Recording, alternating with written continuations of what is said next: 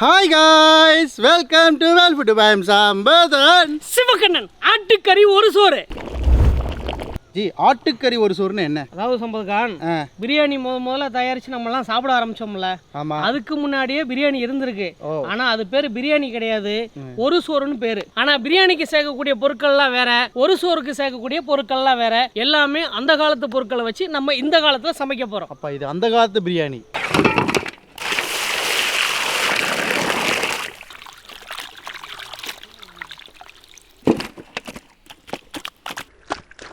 இந்த ரெசிபிக்கு சின்ன வெங்காயம் தேவைப்படுது. ஆனால் எந்த சின்ன வெங்காயம்னா நல்லா பாருங்க. இந்த சின்ன வெங்காயம் பார்த்தீங்கன்னா நல்ல பெருசு பெருசாக இருக்கும். இது ஹைபிரிட் சின்ன வெங்காயம். இதுதான் நாட்டு சின்ன வெங்காயம். நாட்டு சின்ன வெங்காயத்தை சேர்த்தா தான் இந்த ரெசிபி ரொம்ப நல்லா இருக்கும். மாமா, நாட்டு வெங்காயம் தான் கிடைக்குதா இல்லை ஹைபிரிட் தான் கிடைக்குதா? இங்கே ரெண்டுமே கலந்து வரும். இந்த நாட்டு வெங்காயத்துல ரெண்டு இருக்கு ரகம். அந்த இப்போ நீங்கள் காமிச்சிங்களே அது வந்து பெரிய ரகம். சரி, ஹைபிரிட். ஆமாம், ஹைபிரிட். இது நாட்டுக்காய். ஆமாம், இதுதான் நாட்டுக்காய். இதுதான் டேஸ்ட்டும் கிடைக்கும். குழம்பு வச்சாலும் சரி, எதை வச்சாலும் இதில் உள்ள டேஸ்ட்டு அதில் கிடைக்காது. நிறைய பேர் வெங்காயம் உரிக்க சோம்பேறித்தனம் போட்டுக்கிட்டு சின்ன வெங்காயத்தை பெருசாக பார்த்து வாங்கிடுறாங்க. அதான் காரணம். அது சின்ன வெங்காயம்னா சின்னதாக தான் இருக்கும். பெருசாக வந்துருச்சுன்னா அது செயற்கையாக உருவாக்கின வெங்காயம். வாட்டர். இந்த ரெசிபிக்கு மிளகாத்தூளே கிடையாது. வரமிளகா காரம் தான் ரொம்ப முக்கியம். காம்பு கிள்ளி எடுத்துக்கலாம். மட்டன் வேக வச்சிடலாம்.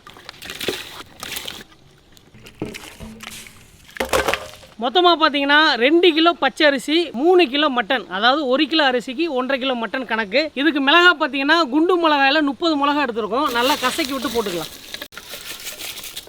மட்டனுக்கு அளவாக கல் உப்பு, 10 கிராம் மஞ்சத்தூள்,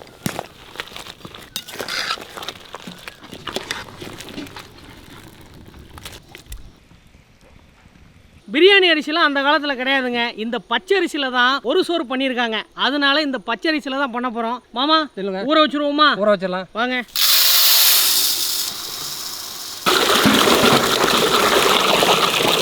பச்சரிசியை அரை மணி நேரம் ஊற வச்சு 3 டைம் கழுவி எடுத்துக்கணும். அப்போ தான் இந்த ரெசிபிக்கு நல்லாயிருக்கும்.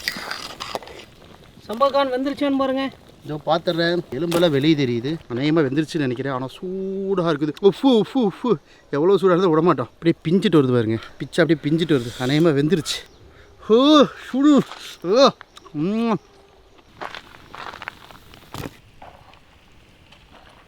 இன்னைக்கு நம்ம பண்ண போகிறது ஒரு சோறு அப்படின்னு நான் சொல்லியிருந்தேன். இந்த ஒரு சோறுனா அந்த காலத்தில் நம்ம சாப்பிட்டுட்டு இருந்தோம் இல்லையா பிரியாணி, அதை தான் ஒரு சோறுன்னு சொல்லுவாங்க. அதை கொஞ்சம் டெவலப் பண்ணி மசாலாலாம் கொஞ்சம் சேர்த்து போட்டு இன்னைக்கு நம்ம பிரியாணியை மாற்றிட்டோம். இந்த ரெசிபி பார்த்தீங்கன்னா, மாமா சொல்லுங்க, நீங்களே சொல்லிடுங்க. அந்த காலத்தில் எங்கள் தாத்தா வந்து எனக்கு அடிக்கடி இந்த சமையல் பண்ணி கொடுப்பாரு. அப்போ இவர்கிட்ட கொஞ்சம் பேசினேன், இந்த ஒரு சோறை எப்படி பண்ணுறது அப்படின்ட்டு. அவர் சொன்ன ரெசிபியெல்லாம் எடுத்து அந்த ஒரு சோறை இன்னைக்கு நம்ம பண்ணி உங்களுக்கு காமிக்க போகிறோம். ஆல்ரெடி நாங்கள் ஏற்கனவே இதை ட்ரையல் பார்த்துருக்கோம். ரொம்ப நல்லா வந்துருந்துச்சு. அதனால இப்போ உங்களுக்காக சமைச்சு காமிக்கிறோம். கடலெண்ணெய் 200, கடலெண்ணெயோட 150 ml நெய் ஊற்றிக்கலாம். சுருள்பட்டை, ஏலக்காய், கிராம்பு சேர்த்துடலாம். பட்டை, கிராம்பு, ஏலக்காய் இது எல்லாமே ஈவனாக நம்ம 3 கிராம் எடுத்துக்கணும். அது கூடவே 1 ஸ்பூன் கடுகு, 1 ஸ்பூன் சோம்பு, 1 ஸ்பூன் மிளகு. பட்டையை நல்லா உடைச்சி போட்டுக்கணும். ஏலக்காய், இந்த தாளிக்கிற ஐட்டமும் அப்படியே போட்டுக்கணும். சின்ன வெங்காயம் 1 கிலோ முடிச்சது. இந்த பச்சரிசி பார்த்தீங்கன்னா ஸ்பெஷல் அரிசிலாம் ஒன்றும் கிடையாதுங்க. நம்ம ரேஷன் கடையில் கிடைக்குது பார்த்தீங்களா, அதே பச்சரிசி தான் இது.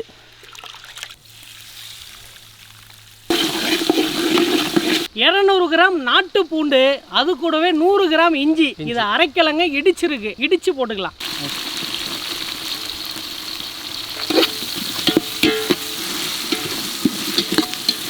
அது கூடவே கருவேப்பிலை உருவி போட்டுக்கலாம். மஞ்சள், வரமிளகா, உப்பு, மட்டனு எல்லாத்தையும் ஒன்றா போட்டு வேக வச்சுருக்கோம். அப்படியே ஒன்றா ஊற்றிடுவோம். 1 கிலோ அரிசிக்கு 1.5 லிட்டர் தண்ணி நம்ம ஊற்றிருக்கோம். மட்டன் வேக வச்ச தண்ணி கூடவே இந்த கணக்கு வச்சுக்கணும். அது கூடவே பாசிப்பருப்பு 150 கிராம். இதில் வந்து எந்த பருப்பு வேணாலும் போட்டுக்கலாம். கடலப்பருப்பு, பாசிப்பருப்பு, தோரம்பருப்பு, பச்சைப்பயிறு, எந்த பருப்பு வேணாலும் போட்டுக்கலாம். ஆனால் 150 கிராம் போடணும். இது லேசாக நம்மளுக்கு வெந்து வேகாத மாதிரி வரும், ஆனால் சாப்பிடும்போது நல்லாயிருக்கும். ஆமா, சொல்லுங்க. மட்டன்லாம் ஊற்றியாச்சு, தண்ணி கொதிக்க போகுது. ஆமாம், அடுத்தது என்ன? அது கூடவே மல்லி இலையை போட்டுருவோம். மல்லி இலையை ஆமாம், முறிச்சு போட்டுடலாமா? முறிச்சு போட்டுருவோம், நல்லா வனமாக இருக்கும்.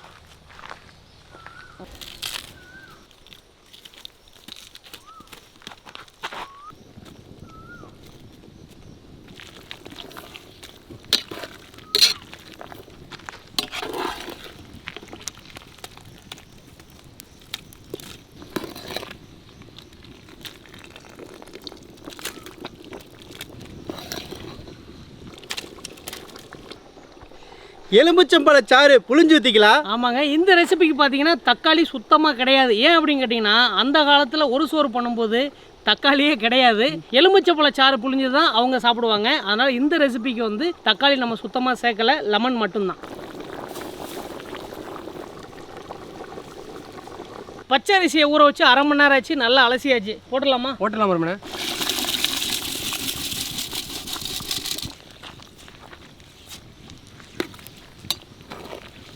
மறுபடியும் கொஞ்சம் உப்பு சேர்த்துக்கலாம்.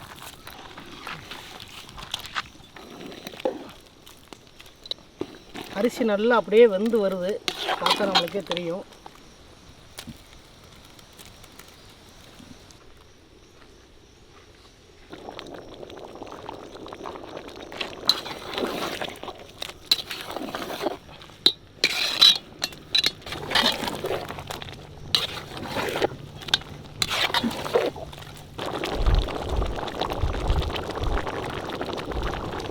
ஒரு சோறுக்கு தண்ணி நல்லா வற்றி வந்துருச்சு. பிரியாணிக்கு நம்ம எப்படி தம் போடுவோமோ அதே மாதிரி தான் இதுக்கும் தம் போடணும். இதுதான் தம் ப்ராசஸ். சம்பகான் மூடுங்க.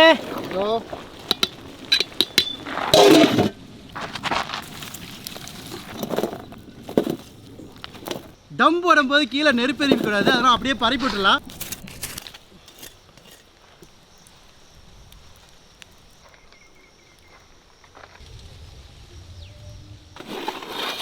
நம்ம உடைச்சிருவோமா?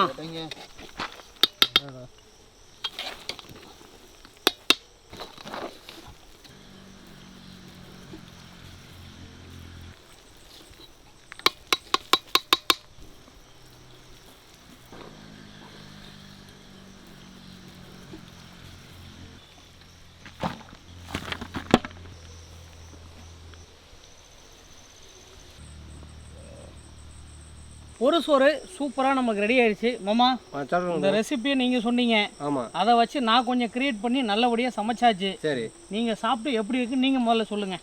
எல்லாரும் சேர்ந்தே சாப்பிடுவோம். அப்படியா? ஆமாம், சாப்பிடுங்க. உப்பு காரம்லாம் சரியாக இருக்கான்னு சொல்லுங்கள்.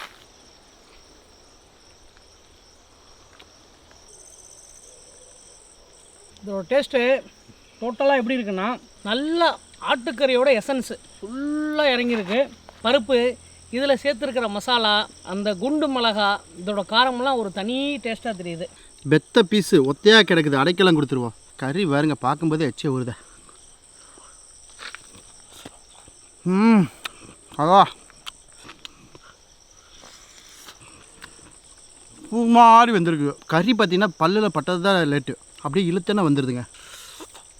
ஆட்டுக்கறி இதோட ஃப்ளேவர் இறங்கும் போது பட்டை கலப்புதுங்க, வாய்ப்பே இல்லை. டேஸ்ட்டு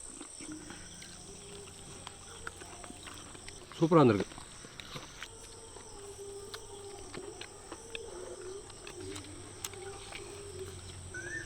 நல்லா வந்திருக்கு. ஆட்டுக்கறி ஒரு சோறு சூப்பராக சமைச்சாச்சு. நீங்களும் கட்டாயம் சமைச்சு சாப்பிட்டுட்டு எப்படி இருக்குன்னு சொல்லுங்கள். நல்ல புரதச்சத்து உள்ளது இந்த ஆட்டுக்கறி ஒரு சோறு. பண்டிகை நாளில் கிடா விட்டுவாங்க இல்லையா, அந்த டைம் தான் இந்த ஒரு சோறு பண்ணுவாங்க. எப்படி பண்ணுறது அப்படின்றது தெளிவாக நாங்கள் சொல்லிட்டோம். டேஸ்ட் ரொம்ப நல்லா இருக்கு. மாமா, எங்கள் தாத்தா செஞ்சு கொடுத்தாரு ஒரு காலத்தில். இப்போ அதுக்கடுத்து அதோட சூப்பராக செஞ்சு கொடுத்தாரு என் மருமே. நீங்களும் குடும்பத்தோடு சாப்பிட்டு ஆரோக்கியமாக இருங்கப்பா. ஒரு சோறுங்கும் போது நார்மலாக டிஷ்ஷாக தான் இருக்குன்னு நினச்சா அந்த பிரியாணிக்கு இது டஃப் கொடுக்குதுங்க. ரொம்ப டேஸ்ட்டாக இருக்குது. என்னை பொறுத்தவரைக்கும் இது ஈக்குவல் டு பிரியாணி தான். அந்த அளவுக்கு சூப்பர் டேஸ்ட்டாக இருக்குது. ஒரு டைம் கண்டிப்பாக ட்ரை பண்ணி பார்க்கணும் எல்லாருமே. ஆட்டுக்கறி ஒரு சோறு எப்படி பண்ணுறதுன்னு பார்த்துருப்பீங்க. கண்டிப்பாக நீங்கள் ட்ரை பண்ணி பாருங்கள். ட்ரை பண்ணி பார்த்துட்டு எப்படி இருக்கு அப்படின்றத மறக்காமல் கமெண்ட்டில் சொல்லுங்கள். இன்னொரு டிஃப்ரெண்டான வீடியோவில் மீட் பண்ணுவோம். மாமா டாட்டா சொல்லிடலாமா? பாய்.